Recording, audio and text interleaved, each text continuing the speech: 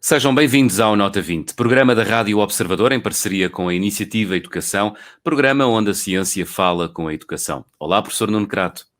Ora viva. Professor, hoje vamos tratar da questão dos horários das aulas. Eles influenciam o desempenho e rendimento escolares. Foi nesse sentido que colocámos uma pergunta a semana passada no Twitter. A pergunta era a seguinte: o horário de início das aulas pode ter impacto nos resultados dos alunos? E 88% dos ouvintes que responderam à pergunta responderam sim. Professor, estamos perante um tema consensual ou nem por isso? Assim parece. Tem havido muita investigação recentemente sobre isso. Quando falo em investigação, falo de estudos quase experimentais e de muitos estudos em áreas diversas que apontam nesse sentido. E é bom termos aqui hoje connosco uma pessoa que é de economia experimental e que nos vai ajudar a esclarecer este tema. Chama-se Joana Paes, é professora de Economia no ISEG, em Lisboa, instituto onde também coordena o X-Lab, Laboratório de Economia Experimental. Olá, professora Joana Paes. Olá, bom dia. Bem-vinda e obrigado pela disponibilidade. Existe a crença de que da manhã se faz o dia. No caso dos horários escolares, é mesmo assim? Ou seja, existe evidência científica sobre a diferença de ter aulas de manhã ou de tarde? Sim, bom, há várias questões dentro dessa questão mais abrangente.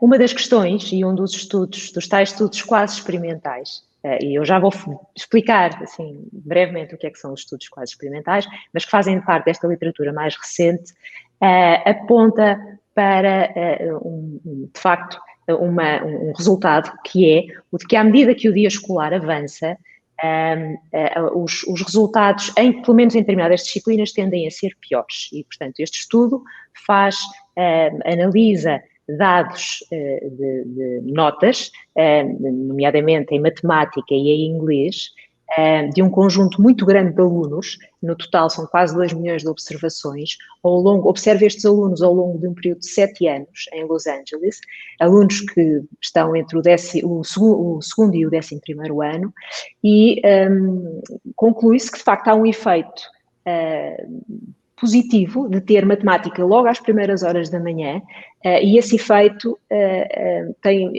reflete-se num aumento na nota de um aumento pequeno, mas que é um aumento que existe de facto, que é de 0,0 pontos numa escala de 0 a 4. Portanto, é um aumento pequeno, mas é um aumento que existe. E este efeito então, aparece também...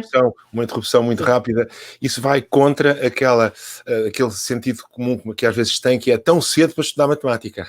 Tão cedo, logo de manhã, estudar matemática. Pelos vistos, isso indica que não, que é melhor até de manhã começar com um tema uma disciplina desse género. Sim, é verdade.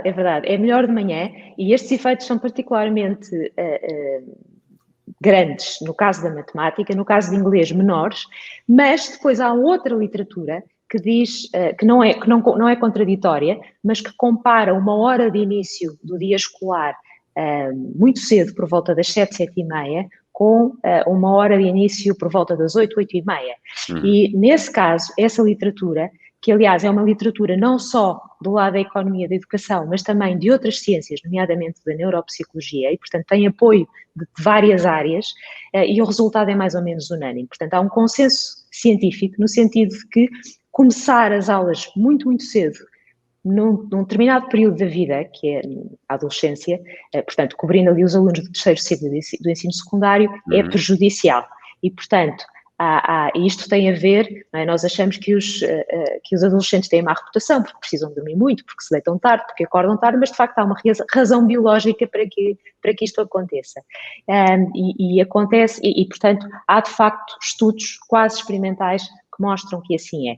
Um destes estudos é um estudo realizado num condado da Carolina do Norte, que pega em muitas observações de muitos alunos, observa-os durante vários anos, aproveitando variações de horário entre escolas e dentro da mesma escola, portanto, que afetam os mesmos alunos, e mostra que, de facto, há um impacto positivo em alterar um horário de início das aulas das 7h30 da manhã para, digamos, as 8h30 da manhã, e esse impacto é semelhante ao impacto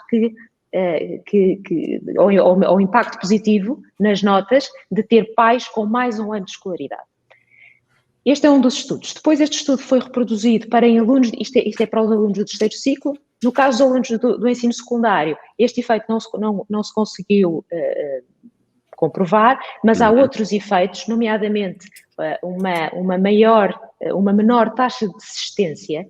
No caso do ensino secundário, há uma maior probabilidade, quando as aulas começam mais cedo, há uma probabilidade maior em 8% dos alunos deixarem de estudar no final do 11º ano, e há também efeitos não cognitivos. Normalmente, quando se começam as aulas muito cedo, os alunos são menos assíduos, faltam mais às aulas, chegam mais vezes mais tarde, e isto tem eventualmente efeitos nos resultados e no rendimento escolar depois a mais longo prazo. Portanto, esta é outra literatura, é uma literatura que reúne estes são estudos de economia e educação, mas há estudos da neuropsicologia que mostram exatamente a mesma coisa. E, portanto, há aqui um consenso científico neste sentido. E depois, Joana, por fim... só uma questão que eu imagino que todos os nossos ouvintes estejam a perceber bem, mas é muito comum em ciência, entre cientistas, falar de literatura no sentido de papers publicados, portanto, estudos científicos submetidos à apreciação dos pares, verificados, etc., ou seja, artigos científicos.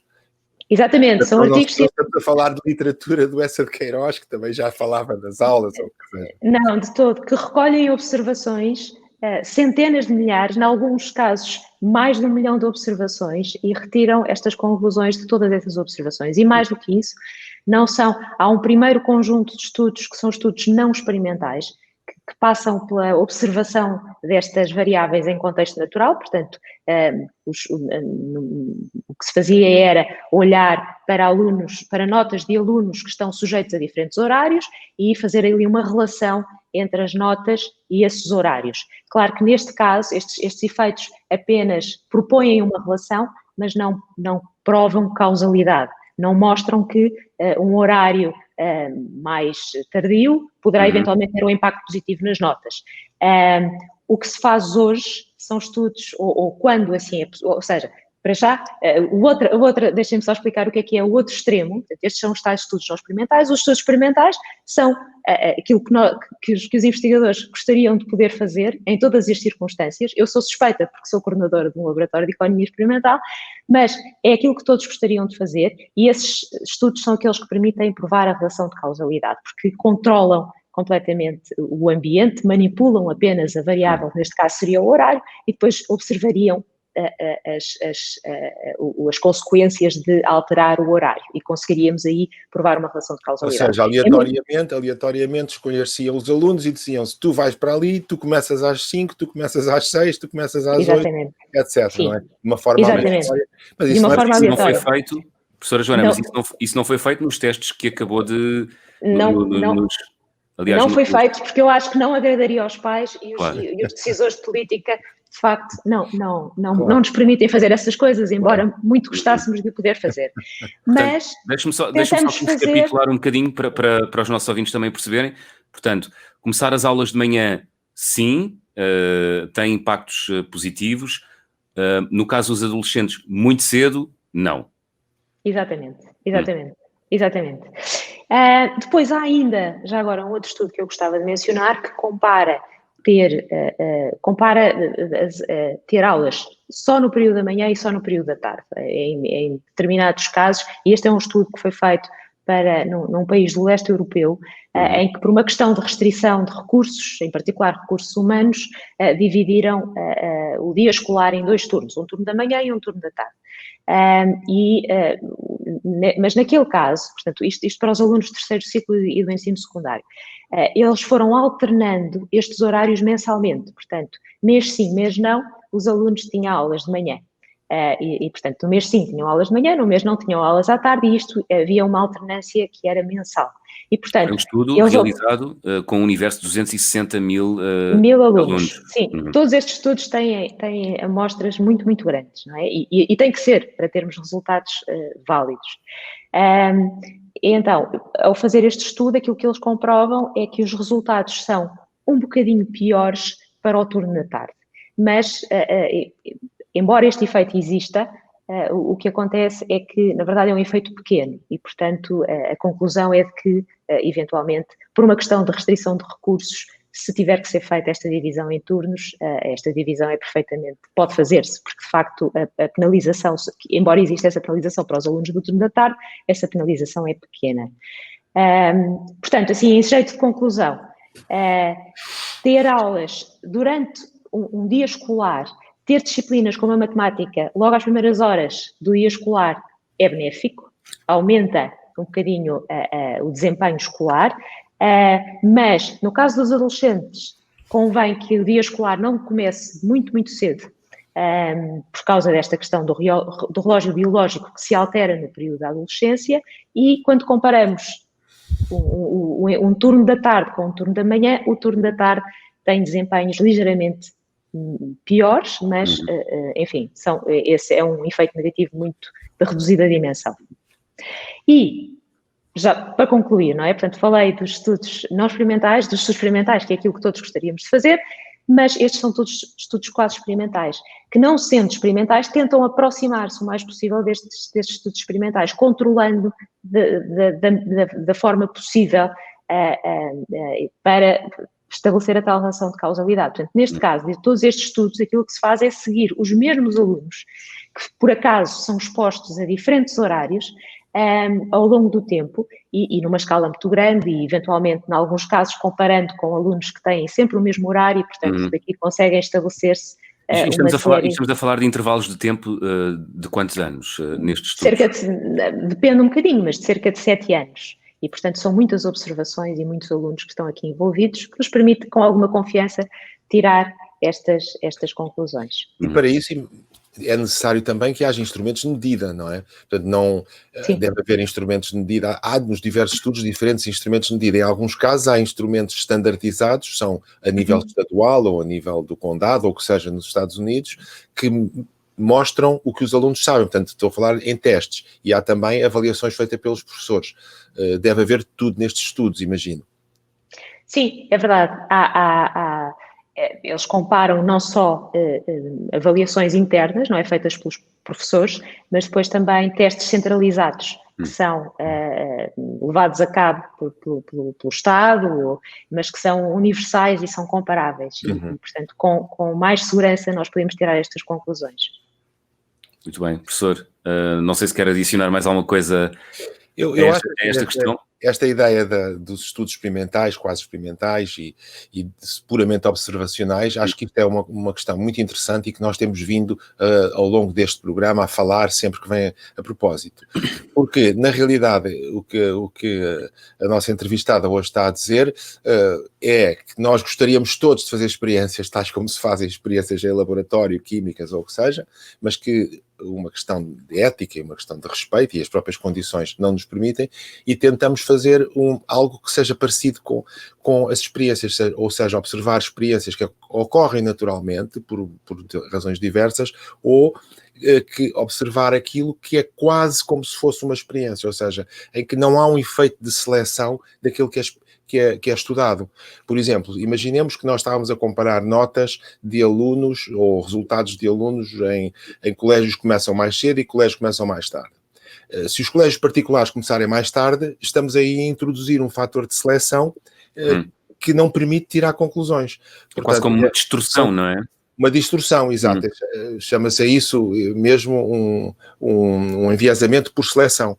E, portanto, é preciso muito cuidado para isto. E a segunda coisa que é necessária é instrumentos que sejam comparáveis, não é? Porque se não houver avaliação, se não souber o que se passa, não é possível tirar conclusões nenhumas.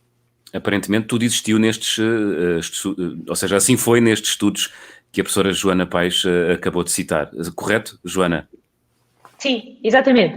Todos eles são estudos quase experimentais e, portanto, este problema do enviesamento de seleção é minimizado. Claro que, enfim, mais uma vez, aquilo que nós gostaríamos de fazer eram estudos experimentais, em que aleatoriamente os alunos seriam alocados a horários diferentes. Não é assim, mas, apesar de tudo, este tipo de estudos permite-nos tirar conclusões muito mais robustas do que aqueles estudos que se faziam inicialmente, em que se comparavam alunos sujeitos a horários diferentes, mas esses alunos, em muitos casos, teriam eles próprios escolhido aqueles diferentes horários e já por algum motivo, e portanto não se conseguia distinguir se o efeito de um determinado horário era positivo, por causa do horário em si ou por causa das características dos alunos que escolhiam esses horários. Pronto. E, portanto, esse enviesamento de seleção é minimizado nestes estudos quase experimentais. E, portanto, eles utilizam aqui uma série de controlos que nos permitem ter mais confiança nestas conclusões. Muito bem, professora. É uma área que tem sido muito discutida, muito estudada, que por vezes se chama de avaliação de impacto contrafactual, porque a ideia é exatamente essa, é reproduzir as melhores condições possíveis para avaliar o impacto de certas medidas ou de certas ações. E o que é importantíssimo aqui é ter o contrafactual, ou seja, é ter um instrumento de comparação, ter uma amostra de controle para poder comparar o que é que acontece. Porque se juntamos tudo e há uma determinada medida, vamos ver se foi positiva, pode ter sido positiva por essa medida ou pode ter sido positiva porque as circunstâncias todas mudaram. Portanto, é sempre necessário ter um grupo de controle, como se faz em boa ciência. Muito bem. Professora Joana Paes, muito obrigado por ter vindo à Nota 20 desta semana. Muito obrigada pelo convite. Obrigado. Eu é que agradeço. Obrigado. E obrigado por nos ajudar a perceber que, de facto, professor Nuno Crato, já lançando aqui a rampa para as breves notas finais, o horário das aulas tem influência no rendimento dos alunos? Tem influência. Tem alguma, não é, Joana? Tem alguma influência? Tem alguma. Professor, agora sim, para finalizar, breves notas sobre o horário das aulas, maiormente o horário da manhã, sobre o rendimento dos alunos. A conclusão parece ser que talvez valha a pena começar mais cedo. O efeito não é muito forte, mas é um efeito positivo. Nós temos estes estudos estão a ser discutidos, estão discutidos no nosso site da Iniciativa Educação, num artigo de Pedro Reis, e que saiu ontem e que explica... Hugo Reis, professor. Hugo Reis, exatamente. Hugo Reis e Pedro Freitas, correto? Ai, desculpa. Agora é que eu diria, espero que eles não estejam a ouvir. Hugo Reis e Pedro Freitas. E Pedro Freitas, os dois fizeram uma descrição destes problemas no site que eu acho que vale a pena ler. E vale a pena ler também um outro artigo feito por uma neurocientista, que é a Joana Rato, já publicada há mais tempo, e que estuda isto de um outro ponto de vista, que é o ponto de vista das neurociências, onde se discute exatamente aquilo que é a evolução do cérebro dos adolescentes e, portanto, a mudança que existe no cérebro dos adolescentes e que leva a concluir que seria favorável para eles que começassem as aulas um pouco mais tarde. Isto é interessante também em termos de metodologia científica, porque por um lado, o que nós temos aqui é muita confirmação da mesma ideia, ou seja, muitos estudos que seguem este rigor de amostra, de controle, de quase experiência, muitos estudos que apontam no mesmo sentido. Isto em ciência chama-se confirmação. Estas confirmações sucessivas são importantes, porque poderia ser uma circunstância especial de um país, ou uma circunstância especial de uma disciplina, ou de um conjunto de escolas. E depois, esta confirmação que vem das neurociências também é muito importante, porque estamos a estudar o mesmo problema de diferentes pontos de vista científicos. A isso chama-se, às vezes, triangulação, porque estamos a olhar para um problema de 2 pontos ou 3 pontos de vista diferentes. Enfim, acho que isto é tudo fascinante, mas nós teremos que continuar a discutir este e outros assuntos. Muito bem. E o próximo programa será sobre o prazer de ler. Vamos perceber se as crianças que leem muito por prazer se tornam boas leitoras, em consequência dessa prática, ou se são aquelas que são melhores à partida, que tendem a acabar a ler mais por iniciativa própria. A pergunta que vamos colocar já de seguida no Twitter é a seguinte: as crianças, e depois há duas opções, que leem mais, leem melhor, ou as crianças que leem melhor, leem mais? Termina aqui o Nota 20, professor. Até para a semana. Até para a semana.